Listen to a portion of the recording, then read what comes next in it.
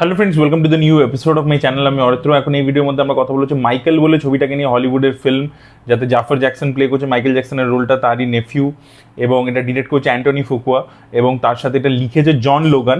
তো অ্যান্টনি ফুকুয়া এর আগে ইকুয়ালাইজার, সাউথ তারপর ট্রেনিং ডে, ভালো ভালো ছবি বানিয়েছে। এবং এর যে রাইটার, সে তো জেমস বন্ডের স্পেক্টার লিখেছে, তার আগে মার্টিন স্করসেজে অ্যাভিয়েটার লিখেছে, অনেকগুলো ছবি লিখেছে, ভালো ভালো সিনেমা লিখেছে আর কি। তার আগে আই থিঙ্ক গ্ল্যাডিয়েটারও লিখেছে। সো ভালো একটা টিম এই সিনেমাটার পিছনে, প্লাস মাইকেল জ্যাকসনের বায়োপিক, বুঝতেই পারছে মাইকেল জ্যাকসন তার ডান্স দেখেই আর কি, মানে আমি যদি প্রথম কোনো বিদেশি গান শুনে থাকি সেটা মাইকেল জ্যাকসনের ছিল। তখন টেলিভিশনে, কেবল টিভিতে মাইকেল জ্যাকসনের ভিডিওস দেখাতো আর কি, যে মিউজিক ভিডিওসগুলো ছিল সেগুলো দেখাতো পুরোনো। তো সেখান থেকে আর কি প্রথম আমি দেখেছিলাম। তখন এত এক্সপোজার ছিল না, এবং পরে তারপরে সিডি কিনে বা মাইকেল জ্যাকসনের গান শোনা এ করা।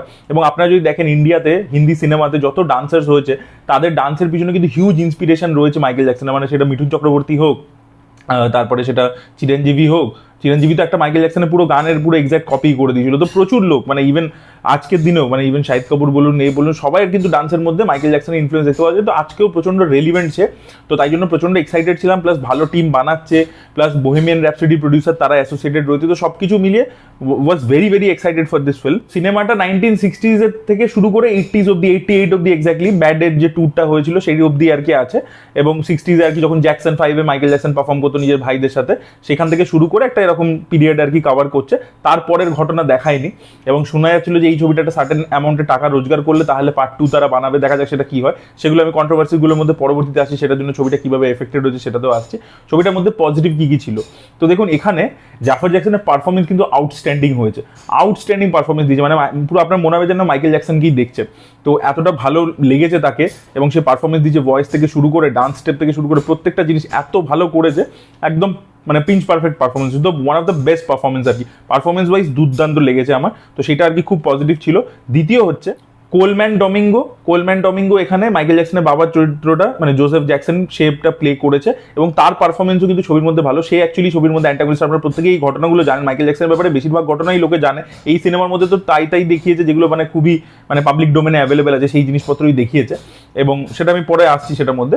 বাট বাবার সাথে যে কনফ্লিক্টটা, ঠিক আছে, বাবা ওর কন্ট্রোলিং অ্যাবিউসিভ একজন ফাদার, তার সাথে ওর যে ডাইনামিক্সটা, সেইটা কিন্তু সেখানে বাবার যে চরিত্রটার পারফরমেন্স সেটা কিন্তু যথেষ্ট ভালো। তো এই দুটো জিনিস আমার খুব ভালো লেগেছে। আর তৃতীয় যে জিনিসটা পজিটিভ, যেটা সিনেমাতে আপনাকে হেভি মজা দিতে চলেছে সিনেমা হলের মধ্যে, সেটা হচ্ছে এই প্রত্যেকটা গানকে যেভাবে রিক্রিয়েট করেছে, প্রত্যেকটা কনসার্ট সেগুলোকে যেভাবে দেখিয়েছে, মানে ওটা হেভি লেগেছে, ওটা দারুণ মানে এক্সপিরিয়েন্স দিয়েছে আর কি। সেটা থ্রিলার হোক, সেটা মানে ব্যাড ট্যুর, তার পরবর্তীতে আমাদের বিলিজিন, প্রত্যেকটা গান মানে হেভি লাগে আর কি। ঠিক আছে, মুনওয়াক যখন করে, মানে হেভি সলিড। তো ওই জায়গার পুরো গ্র্যান্ডার দিয়ে পুরো বিগ স্ক্রিনে দেখার মতো জিনিস। ঠিক আছে, তো বুঝতেই পারছেন যেটা বললাম, বোহেমিয়ান র্যাপসোডিতেও ওই ব্যাপারটা ছিল, পুরো এক্স্যাক্ট ওরা রিক্রিয়েট করেছিল, সেই জিনিসটা মাইকেলের ক্ষেত্রেও করেছে। তো প্রত্যেকটা মানে স্টেজ শো দুর্দান্তভাবে ফুটে এসছে। ওখানে ডান্স বলুন, যেভাবে গ্র্যান্ড ভিজুয়ালস এবং পাবলিক যেভাবে রিয়াক্ট করছে, সব কিছু মিলিয়ে দুর্দান্ত লাগে দেখতে সেটা। তো সেগুলো খুব ভালো লেগেছে। সেগুলো কিন্তু আপনাকে হলে লিটারালি গুজবাম্পস দেবে। যদি আপনি মাইকেলের ফ্যান হন, তাহলে তো আপনাদের ওই পার্টিকুলার সিকোয়েন্সেসগুলো খুব ভালো লাগতে চলে। এগুলো ছিল ছবির পজিটিভ দিক, কিন্তু ছবিটা না অ্যাজ আ হোল বায়োপিক ভালো হয়নি।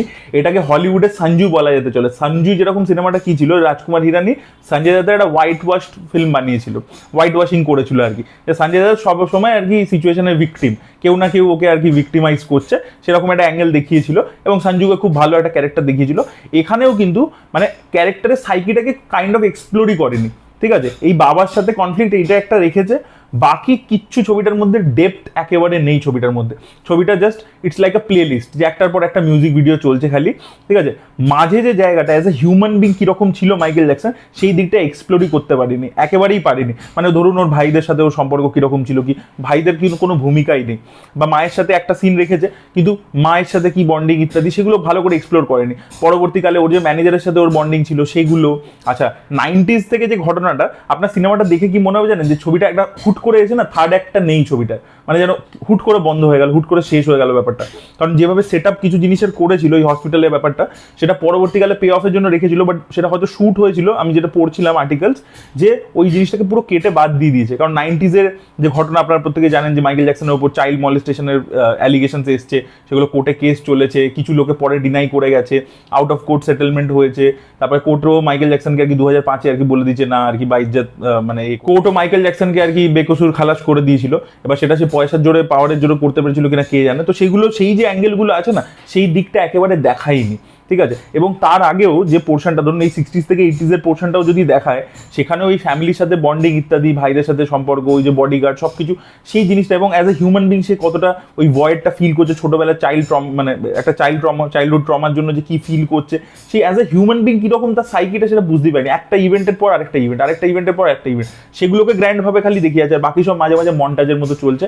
আপনি কিন্তু মানে আপনার দেখে মনে হবে আপনি মাইকেলের ব্যাপারে সিনেমাটার থেকে বেশি জানেন, এবং যতটুকু দেখাচ্ছে সেই জায়গাতেও অ্যাজ এ হিউম্যান বিং ওইটুকু টাইম পিরিয়ডটাকেও যে খুব ভালো করে তুলে ধরছে, সেখানেও আর কি তার অ্যাজ এ হিউম্যান কোয়ালিটিগুলো খুব ভালো করে বেরিয়ে আসছে, সেই দিকটা জাস্ট নেই একেবারে। এবার সেটা এডিটে বাদ দিয়েছে নাকি রিটেন মেটেরিয়ালটাই এরকম ছিল সেটা বলা মুশকিল, বাট সেই দিকটা একেবারেই উঠে আসে না। তো ডেপথ একেবারে আপনার ফিল হবে না, আপনি ইমোশনাল মানে সেইভাবে হবেন না আর কি। কিছু কিছু অল্প বিস্তর জায়গা আছে যেখানে ইমোশন আছে, বাট মানে পুরো যে খুব দারুণ করে আপনার দেখে মনে হবে যে ভাই সিনেমাটা জাস্টিস করতে পারলো না মাইকেল জ্যাকসনের সাথে, এই জিনিসটা মনে হবে। এবং আমি বুঝতে পারলাম যে ক্রেডিট লিস্ট যেটা আছে সেখানে ম্যাক্সিমাম জ্যাকসন ফ্যামিলির লোকেদের এবং জ্যাকসন স্টেট যেটা আছে তাদেরই আর কি নাম ইত্যাদি রয়েছে। তো তারা পুরো মানে এনশিওর করেছে যাতে পুরো হোয়াইট ওয়াশিং হয়, ঠিক আছে, কোনো দিকে না যায়। এই লোকটা মানে একদম মানে খুব দারুণ সুন্দর একটা দারুণ মানুষ ছিল, এইটুকুই খালি দেখিয়েছে, ব্যাস দ্যাটস ইট। জ্যাকসনের লাইফের খুব ইম্পর্টেন্ট ক্যারেক্টারসদেরকে জাস্ট আপনাকে ব্যাকগ্রাউন্ড আর্টিস্টের মতো করে দিয়েছে আর কি। তো এই দিকটা মানে খুবই খারাপ হয়েছে, বা সেটা পরবর্তীকালে রিএডিট করে জিনিসটাকে ওরকম করেছে নাকি স্ক্রিপ্ট লেভেলই ছিল না, যেটা বললাম যে সেটা আমাদের পক্ষে জানা সম্ভব না।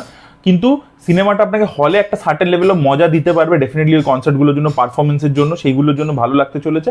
কিন্তু বাকি অ্যাজ আ ফিল্ম যে খুব ভালো হয়েছে সেটা নয়। এবার দেখা যাক এর পার্ট 2 আদৌ আসে কিনা, সেটাই দেখার মতো বিষয় হবে।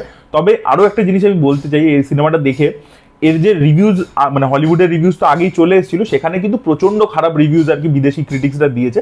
এতটাও আর কি হার্শ রিভিউ মানে ডিমান্ড মানে ডিজার্ভ করে না আর কি, মানে এতটাও খারাপ হয়নি ছবিটা, মানে যতটা এটাকে খারাপ বলা হচ্ছিল, এত লেভেলে গিয়ে ব্যাশ করা হচ্ছিল, আমি যখন ছবিটা দেখলাম অতটাও খারাপ। ডেফিনেটলি নেগেটিভ পয়েন্ট আছে, বাট একেবারেই যে এনজয় করবার মতো, এনগ্রস করবার মতো কিছু নেই সেটাও কিন্তু নয়। সেটা যদি মানে বলছে যারা, সেটাও পুরোপুরি ভুল। তো এই ছিল আমার ওপিনিয়ন। আপনাদের কি মতামত অবশ্যই কমেন্টে লিখে জানাবেন। এই ভিডিওটা ভালো লেগে থাকলে লাইক করুন, শেয়ার করুন, চ্যানেলটাকে সাবস্ক্রাইব করতে ভুলবেন না।